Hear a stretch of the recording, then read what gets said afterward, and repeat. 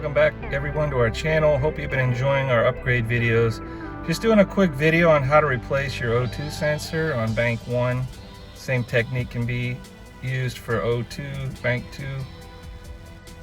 So stick around, you're gonna like this.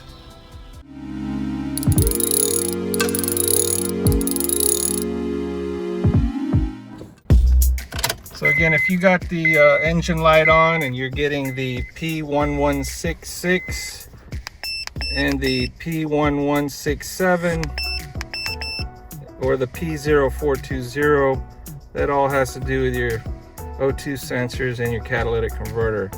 So very easy to do. Let's get under the car and show you.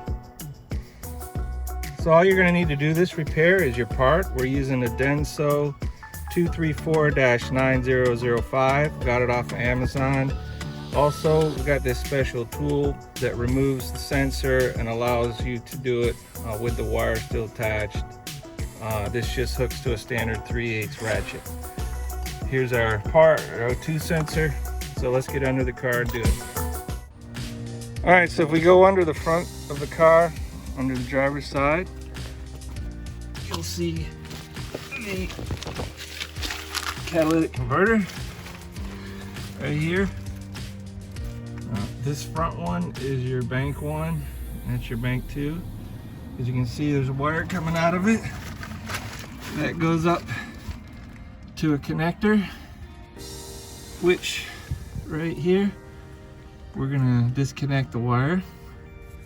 All you do is push this tab and pop this out. I gotta put the camera down to do that. So this wire here comes off this bracket. You press this tab and this thing slides off there. Then you press this tab here and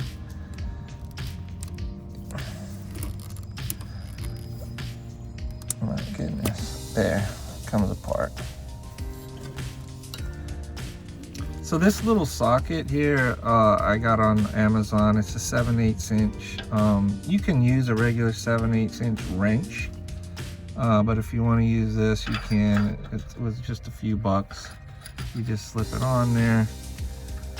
Remember, lefty loosey, righty tighty. All right, it's being stubborn. It's not coming off. It's really rusted. Put some PV blaster. Put a breaker bar on it, didn't move it. So I'm gonna take more drastic measures. All right, so we got the new one on. I will tell you though, getting that old one, rusty one off was not easy. We put a breaker bar or a pipe over the wrench to help get it off. That really didn't work. I mean, I cranked on it hard. What I ended up finally doing is turning the engine on, letting the engine heat everything in there, and heated it up good. And then I tried it, and it finally turned. So if it doesn't work immediately, you might try that trick. But go ahead and put your connector wires back and connect it back together the way you took it off, and clear your code on the engine air, and you're good to go. And then just to let you know, it did clear all 3 codes to put this new sensor on bank 1. All right, hope it helps. Check out our CRV upgrade videos if you haven't already. We appreciate all you guys, viewers, checking in. We will be having some more episodes coming up. Again, thanks a lot.